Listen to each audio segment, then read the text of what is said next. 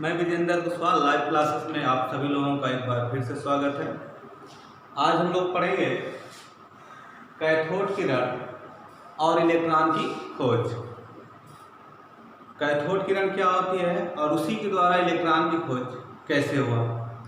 तो सबसे पहले हम लोग एक बेसिक कॉन्सेप्ट क्लियर करते हैं। कोई भी पदार्थ हो या कोई भी यौगिक है वह बना किससे होता है। इसके पहले हम लोगों ने डाल्टन का परमाणु सिद्धांत पढ़े थे।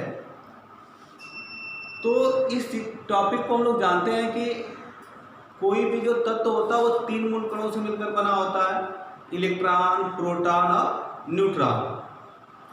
चूंकि डाल्टन का परमाणु सिद्धांत 1808 ईस्वी में यह बताया था कि परमाणु अविभाज्य है, लेकिन बाद में यह स्पष्ट हुआ कि परमाणु अभाज्य नहीं बल्कि भाज्य है और ये 3 मूल कणों से मिलकर बना होता है, इलेक्ट्रॉन, प्रोटॉन और न्यूट्रॉन, जिसको हम अस्थायी कण कहते हैं। तो आज उसमें से हम लोग एक इलेक्ट्रॉन की खोज के बारे में हम लोग आज पढ़ते हैं।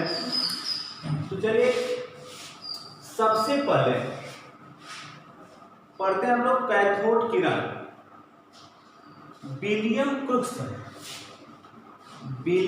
क्रुक्स नामक वैज्ञानिक ने एक विद्युत विसर्जन नली लिया। इस विद्युत विसर्जन नली में इन्होंने सबसे कम दाब 0.01 mmHg 0.01 mmHg दाब पर 10,000 वोल्ट का विद्युत धारा क्या करते हैं, प्रवाहित करते हैं। 10,000 वोल्ट का विद्युत धारा प्रवाहित करते हैं।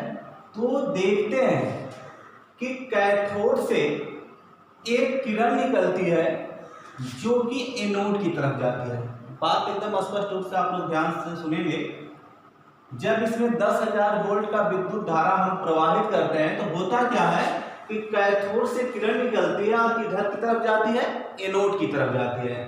निकल किधर से रही है, कैथोड से। तो कैथोड से निकलने के कारण ही इस किरण का नाम क्या रखा गया, कैथोड किरण। अब ये देख रहे हैं यहाँ पर निर्वात पंप है। इसका काम क्या है, इसमें हम दाब को घटा सकते हैं, बढ़ा सकते हैं, एकदम बिल्कुल निर्वात भी कर सकते हैं। कैथोड जिसे आप ऋण आवेशित प्लेट कहते हैं, एनोड का मतलब होता है प्लस। इसको खासकर आप मोबाइल की बैटरी या जो सेल होता है उसमें देखते होंगे, एक तरफ धन होता है, एक तरफ ऋण होता है। तो जो ऋण होता है वही आपका कैथोड है और जो धन होता है वह आपका क्या है, एनोड है। तो एक बार पुनः मैं इस बात को रिवीजन कर दे रहा हूं कि विलियम क्रुक्स नामक वैज्ञानिक ने सबसे पहले इस विद्युत विसर्जन नली लिए। उस विद्युत विसर्जन नली में 10,000 वोल्ट का विद्युत धारा प्रवाहित करते हैं। जब 10,000 वोल्ट का विद्युत धारा प्रवाहित करते हैं तो देखते हैं कि कैथोड से कुछ किरण निकलती है जो कि एनोड की तरफ जाती है। कैथोड से, क्योंकि यह किरण कहां से निकल रही है, कैथोड से निकल रही है। तो कैथोड से जब निकली है इसका नाम भी रख दिया गया कैथोड किरण। कंफर्म है यहां तक। अब आगे चले। अब हम लोग यह जान लेते हैं कि कैथोड किरण के गुण क्या क्या है, कैथोड किरण की प्रॉपर्टीज क्या है। क्योंकि हर तत्वों का गुण होता है, हर यौगिक का अलग अलग गुण होता है, तो उसी तरह से कैथोड किरण की भी कुछ प्रॉपर्टीज होगी। तो देखिए कैथोड जो किरण होती है यह कैथोड किरण सीधी रेखा में चलती है। कैथोड किरण कैसी चलती है, सीधी रेखा में चलती है। पहला पॉइंट हो गया कि कैथोड किरण सीधी रेखाओं में गति करती है या चलती है। दूसरा पॉइंट, कैथोड किरण विद्युत और चुंबकीय क्षेत्र में विक्षेपित हो जाती है। कैथोड किरण विद्युत और चुंबकीय क्षेत्र में विक्षेपित हो जाती है। विक्षेपित का मतलब जैसे मान के चलिए कि कैथोड किरण है, एकदम ये सीधे जा रही है। अब हमने यहाँ पर मैग्नेटिक फील्ड या फिर इलेक्ट्रिक फील्ड उत्पन्न कर दिया, तो अब होगा क्या कि सीधे न जाकर यह इलेक्ट्रिक या फिर मैग्नेटिक फील्ड की तरफ क्या करती है, मुड़ जाती है या झुक जाती है। तो इस प्रयोग से यह स्पष्ट हो गया कि जो कैथोड किरण है उसका झुकाव मैग्नेटिक फील्ड और इलेक्ट्रिक फील्ड दोनों तरफ होती है। तो दूसरा पॉइंट आपका क्लियर हो गया होगा कि कैथोड किरण विद्युत और चुंबकीय क्षेत्र में क्या होती है, विक्षेपित हो जाती है।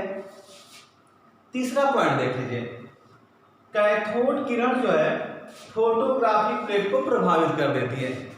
यह जो कैथोड किरण निकल रही है, अगर हम इसके बीच में अगर हम फोटोग्राफिक प्लेट रख देते हैं तो वो फोटोग्राफिक प्लेट काली हो जाती है। तो आप कह सकते हैं कि कैथोड किरण जो है फोटोग्राफिक प्लेट को क्या कर रही है, प्रभावित कर रही है, मतलब कुछ न कुछ इफेक्ट डाल रही है, इसलिए उस प्लेट का कलर क्या हो जा रहा है, बदल जा रहा है। अगला पॉइंट देख लीजिए, कैथोड किरण धातु की पतली पन्नी को भेद देती है। अगर हम कैथोड किरण के सामने एक और धातु की पतली पन्नी रखें तो यह किरण इस पार से उस पार चली जाती है। तो आप कह सकते हैं कि कैथोड किरण धातु की पतली पन्नी को भेज सकती है। जैसे आपने रिमोट तो देखे ही होंगे, घर पर आप यूज करते ही होंगे, रिमोट टीवी चलाते होंगे, तो आप इस तरह से पन्ना ले लीजिए, ठीक। आप रिमोट को ऐसे दाबिए टीवी के सामने रखकर, क्या फंक्शन काम कर रहा होगा, जरूर करेगा। इस पन्ने की संख्या को बढ़ाते जाइए। अब एक समय ऐसा आएगा कि अब रिमोट काम करना बंद कर देगा। इसका मतलब होगा कि अब पन्ने की मोटाई ज्यादा हो गई, अब वो किरण भेद नहीं पा रही है, तो उस रिमोट से भी क्या निकल रहा है, किरण निकल रहा है। ठीक वैसे ही जैसे कैथोड से निकल रहा है। चूंकि कैथोड किरण क्या होती है, अदृश्य किरण होती है, हम लोगों की आंख से नहीं दिखाई देती है, ठीक ना। जैसे जो आप रिमोट का जब बटन दबाते हैं तो जो किरण निकल रही है, क्या हम लोगों को आंख से दिखाई देती है, नहीं दिखाई देती है। अगला पॉइंट देखिए, कैथोड किरण को जब हम उच्च धातु के टंगस्टन पर, जब हम इसको उच्च धातु के टंगस्टन से टकराते हैं ना, तो यह एक्सरे उत्पन्न करती है, ठीक। जैसे आपका मरकरी हुआ, टंगस्टन हुआ, इस पर जब इस कैथोड किरण को जब ये पड़ता है, इसका टकराव होता है, तो वहां से जो किरण निकलती है ना, कौन सी रेज होती है, एक्स रेज होती है।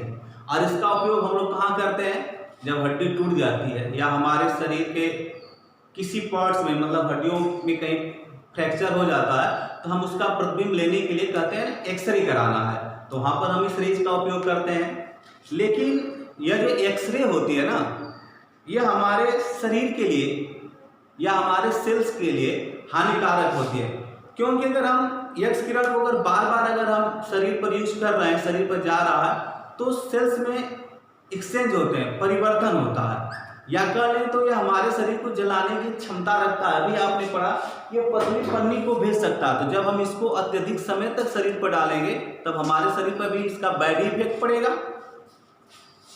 अगला पॉइंट देखिए, कैथोड किरण जब किसी ऑब्जेक्ट या वस्तु पर गिरती है तो उससे ऊष्मा उत्पन्न होती है। जैसे यहाँ पर कोई आप ऑब्जेक्ट रख दें तो कुछ समय के बाद वह ऑब्जेक्ट गर्म हो जाता है, वो वस्तु गर्म हो जाती है, तो इससे स्पष्ट क्या होता है, उसमें गतिज ऊर्जा है, और उस गतिज ऊर्जा के कारण जो है उसमें ऊष्मा उत्पन्न हो रही है। तो कैथोड किरण जब वस्तु पर गिरती है तो उससे क्या उत्पन्न होता है, ऊष्मा उत्पन्न होता है। अब कैथोड किरण का जो वेग है, मतलब वो कितना तेजी से चल रहा है, ठीक ना।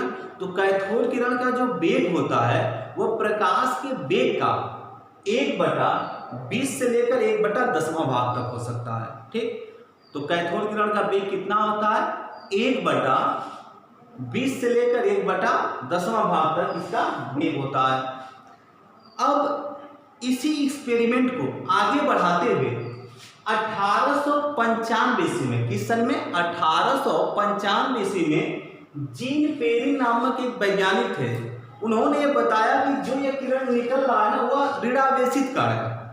उन्होंने उसका नाम क्या दिया, ऋणावेशित कण, इसका नाम पड़ा, ठीक ना, क्योंकि उसका उस समय इलेक्ट्रॉन नाम नहीं पड़ा था।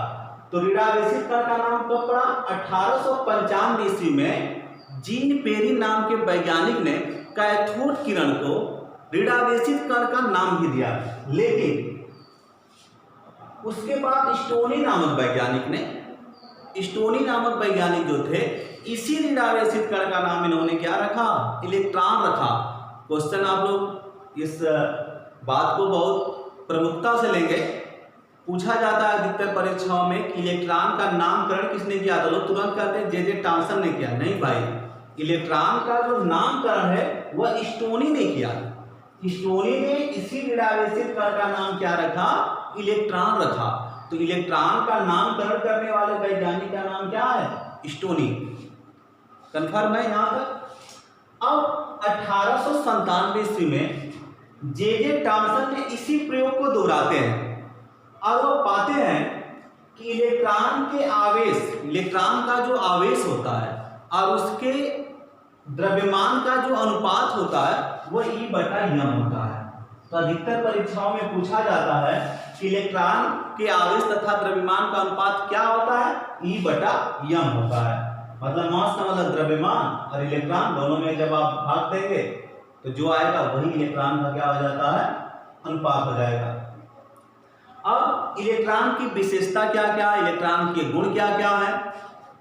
तो इलेक्ट्रॉन एक ऋणावेशित कण है, क्योंकि ऋणावेशित कणों से मिलकर बना होता है, इसलिए हम इलेक्ट्रॉन को क्या कर रहे हैं, ऋणावेशित कण है। ध्यान दीजिए एक पर कंफर्म थोड़ा सा कर लीजिए कि जो यह कैथोड किरण है, या जिसे हम कैथोड किरण कहते हैं, इसको आप इलेक्ट्रॉन कण भी कह सकते हैं। यह बात स्पष्ट किसने किया, 1895 ईस्वी में पेरी नामक वैज्ञानिक ने यही बताया कि यह जो ऋणावेशित कणों से मिलकर बना, जो ये जा रहा है ना, यह जो ये कण है, चूंकि ये छोटा छोटा कण है, ये किससे मिलकर बना है, ऋणावेशित कण से मिलकर बना है। और इसी ऋणावेशित कण का नाम स्टोनी ने इलेक्ट्रॉन रखा। इसका नाम क्या रख दिया गया, इलेक्ट्रॉन। तो इलेक्ट्रॉन का नामकरण किसने किया, स्टोनी ने। और 1897 ईस्वी में जे टॉमसन ने इसी प्रयोग को दोहराते और यह निष्कर्ष निकाला कि इलेक्ट्रॉन के आवेश और द्रव्यमान का जो अनुपात है वह E/m हो जाता है, ठीक ना। तो नामकरण इसने किया, लेकिन जो गुण है, प्रॉपर्टीज है, सब कुछ जे टॉमसन ने अध्ययन किया। किस सन में, 1897 ईस्वी में। तो ये कहा जाता है कि इलेक्ट्रॉन के खोजकर्ता कौन है, मतलब तो जे टॉमसन, लेकिन इलेक्ट्रॉन का नामकरण किसने किया, तो स्टोनी ने किया। अब इसके बाद R.A. मिल्टन ने तेल बिंदु का प्रयोग करके आवेश का निर्धारण भी किया और यह बताए कि इलेक्ट्रॉन पर जो है 1.6 × 10⁻⁻19 कूलाम ऋणावेश होता है और इसका जो द्रव्यमान होता है 9.109 × 10⁻31 kg होता है, ठीक। ये इलेक्ट्रॉन की विशेषता रही। इलेक्ट्रॉन की विशेषता पुनः एक बार सुन लीजिए। इलेक्ट्रॉन एक ऋणावेशित कण है और R.A. मिल्टन ने अपने एक प्रयोग के द्वारा यह बताया कि इलेक्ट्रॉन का मतलब इलेक्ट्रॉन के आवेश का निर्धारण ही R.A. मिल्टन ने अपने एक्सपेरिमेंट से कर दिया और इलेक्ट्रॉन पर जो है 1.6 × 10⁻⁻19 कूलाम ऋणावेश होता है और इसका जो द्रव्यमान होता है इलेक्ट्रॉन का 9.109 × 10⁻⁻31 kg होता है, ठीक। अब इसके बाद देखिए इलेक्ट्रॉन का जो प्रतिकण होता है, प्रतिकण का मतलब विरोधी, जो उसका एंटी होता है, एंटी पार्टिकल। तो इलेक्ट्रॉन का एंटी पार्टिकल क्या है, पॉजिट्रॉन है। क्या है, पॉजिट्रॉन। इसको आप लोग याद कर लेंगे, परीक्षा में पूछा जाता है कि इलेक्ट्रॉन का प्रतिकण किसे कहते हैं। तो इलेक्ट्रॉन का प्रतिकण क्या है, पॉजिट्रॉन है। लेकिन जब इलेक्ट्रॉन और पॉजिट्रॉन, जैसे मान लीजिए कि इलेक्ट्रॉन और एक पॉजिट्रॉन है और जब दोनों में टक्कर होता है तो दोनों नष्ट हो जाते हैं, इलेक्ट्रॉन भी नष्ट हो गया और पॉजिट्रॉन भी नष्ट हो गया। तो होता क्या है, ठीक ना, जब इलेक्ट्रॉन और पॉजिट्रॉन दोनों जब नष्ट हो जाते हैं तो वह निर्माण करते हैं 2 फोटॉन का। तो पूछा जाता है कि जब इलेक्ट्रॉन और पॉजिट्रॉन जब आपस में टकराते हैं और जब वो नष्ट हो जाते हैं तो क्या बनता है, तो वहां पर आपका 2 फोटॉन उत्पन्न करते हैं। तो यह रहा इलेक्ट्रॉन का खोज और कैथोड किरण की प्रॉपर्टीज। इसमें अगर आपको कोई टॉपिक या पढ़ाते समय कोई लाइन अगर न समझ में आई होगी तो आप कमेंट बॉक्स में जरूर लिखेंगे।